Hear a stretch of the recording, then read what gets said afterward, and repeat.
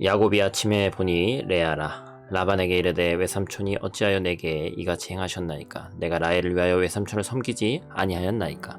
외삼촌이 나를 속이심은 어찌 됨이니이까? 라반이 이르되 언니보다 아우를 먼저 주는 것은 우리 지방에서 하지 아니하는 바이라. 이를 위하여 7일을 채우라. 우리가 그도 내게 주리니 내가 또 나를 7년 동안 섬길지니라. 야곱이 그대로 하여 그 7일을 채우매 라반이 딸 라헬도 그에게 아내를 주고 라반이 또 그의 여종 비라를 그의 딸 라헬에게 주어 시녀가 되게 하매 야곱이 또한 라헬에게로 들어갔고 그가 레아보다 라헬을 더 사랑하여 다시 7년 동안 라반을 섬겼더라. 아멘. 샬롬. 오늘도 하나님의 말씀으로 하루 시작하신 여러분들에게 하나님의 은혜와 평강이 충만하게 넘치시기를 간절히 축복합니다. 사랑이 사람을 참 뭔가 다르게 만들고 강하게 만들고 뭔가 좀 어떤 상황에서도 분명히 살 수 있게 만들죠. 야곱이 이제 외삼촌의 집에 가서 이 이스라엘의 풍속은 사촌끼리도 결혼할 수 있는 풍속이기 때문에 사랑에 빠졌습니다. 그래서 라헬을 위해서, 그러니까 둘째예요. 둘째 라헬을 아내로 맞는 그 기쁨을 이제 가득 안고 결혼을 했습니다. 아마도 여러 성경학자들의 얘기가 있지만 술을 잔뜩 먹어서인지 아니면 야곱이 사실은 상당히 나이가 있는 나이였다고 이제 성경학자들이 얘기하죠. 아마도 70이 넘었을 거라고 얘기를 합니다. 그래서 그것 때문인지 여러 가지 이유 때문에 이제 첫날 밤을 지냈는데 그 다음날 아침에 보니까 그토록 기다리던 둘째 라헬이 아니라 첫째 레아가 이제 자기 옆에 있음을 알게 되었죠. 그래서 이제 삼촌 라반에게 물어보는 겁니다. 어찌해서 저를 속이셨습니까? 이제 그런 것을 이제 얘기하고 있는 것이 오늘 이제 본문의 시작이에요.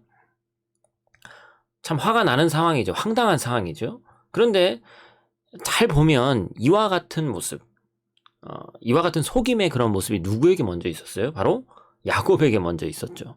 창세기 27장 35절에 보니까 이삭이 이르되 내 아우가 와서 속여 내 복을 빼앗았도다. 에서의 복을 야곱이 속여서 빼앗았다. 참 나쁜 생각이죠. 어찌 보면 하나님의 방법에 맞지 않는 그런 것들을 우리가 보게 된다는 것이죠. 여기서 이제 뭐가 드러납니까? 야곱을 향한 하나님의 뜻이 크고 놀라운 계획이시죠. 우린 장차 이제 성경 말씀에서 어떻게 되는지를 잘 알고 있기 때문에 이 야곱을 통해서 12지파, 12아들이 만들어져서 지파가 만들어지고 이스라엘이라는 나라의 근원이 만들어지죠. 그리고 또 아들 뒤에 가서는 창세기 뒤에 가서는 요셉을 통해서 온 땅에 기근이 들었을 때 민족을 구원시키는 그러한 장면이 나옵니다. 하나님께서 이 일을 위해서 야곱을 부르고 택하신 거예요. 그런데 어찌 보면 아버지 이삭의 집에서 자라면서 할아버지 아브라함의 이야기도 듣고 여러 가지 그 순종의 사건, 아버지 이삭이 번제물로 드려질 뻔했던 모리아 산에서의 사건, 그리고 또 아버지 이삭이 가는 곳마다 우물이 나고 축복받았던 그런 사건들에 대해서 다 들었을 텐데 이 야곱이라는 사람의 마음에는 하나님에 대한 생각, 하나님의 일하심에 대한 생각이 있었던 것이 아니라 안타깝게도 어떻게 하면 아버지의 축복을 받을 수 있을까? 어떻게 하면 형에게서 장자권을 뺏어올 수 있을까? 속일 수 있을까? 이런 것들이 가득했던 것이죠. 그것이 얼마나 잘못된 일인지, 타인에게 아픔을 주는 일인지, 하나님의 영광을 가리는 일인지 철저하게 깨닫게 하는 작업이 바로 오늘 본문의 모습입니다. 하나님께서는 야곱을 철저하게 훈련시키시는 거예요. 처음 7년은 인내의 7년이고 나중 7년은 반성의 7년입니다. 그래서 결국에는 첫째 레아를 먼저 얻게 되고 그 다음에 라헬을 얻게 되는데 또 7년이라는 시간이 들어가게 되는 것이죠. 총 14년이죠. 내게 잘못하는 이에게 어찌 보면 우리가 그대로 돌려주는 것이 아니라 이 상황 가운데서도 어떻게 하나님께서 우리에게 역사하시고 또한 내가 처해진 상황 가운데 어떻게 하면 내 인생에 이런 일이 있을까라고 낭망하고 나아가는 것이 아니라 모든 상황 속에서 주어진 그 상황 속에서 하나님의 영광을 위해서 살아갈 때 하나님이 어떠한 일들을 통해서 선하고 아름다운 일들이 이루어질 것이라는 것을 우리가 신뢰하면서 믿으며 나아가야 됩니다.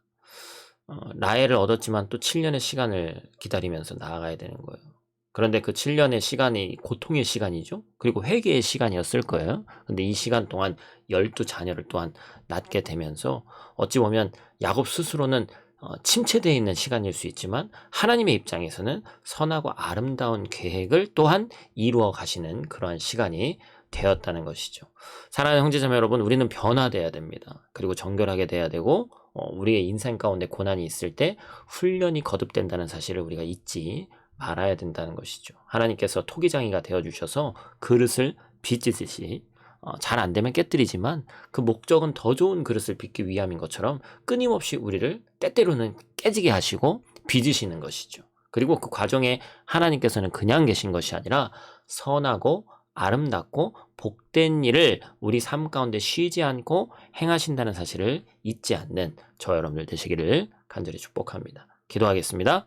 쉬지 않으시는 우리를 위해서 일하시는 아버지 하나님, 감사를 드립니다. 우리 삶 가운데 하나님을 온전히 신뢰하는 믿음으로 나갈 수 있도록 도와주시고 야곱의 인생 가운데 깊이 개입하셔서 역사하시고 때때로 이해되지 않는 일 가운데도 깨지게도 하시고 또한 빚으시면서 고통과 고난을 허락하셨던 그 하나님께서 우리 삶 가운데도 있다고 생각하며 또한 그것들을 신뢰하며 그 하나님을 믿으며 우리에게 주실 그 복과 선하신 뜻을 기대하며 나아갈 수 있는 저희들 될 수 있도록 하나님 도와주시옵소서. 내 인생이 지금 조금 잘 되는 것 같다고 자만하지 않을 수 있도록 도와주시고 또한 인생이 좀 뭔가 늦어지고 내 뜻대로 되지 않는다고 해서 낭망하지 않을 수 있는 하나님의 시간표를 기다릴 수 있는 귀하고 복된 저희들 될 수 있도록 하나님 도와주시옵소서. 오늘 하루도 눈동자와 같이 지킬 줄 믿사오며 예수님 귀하신 이름으로 기도드립니다. 아멘.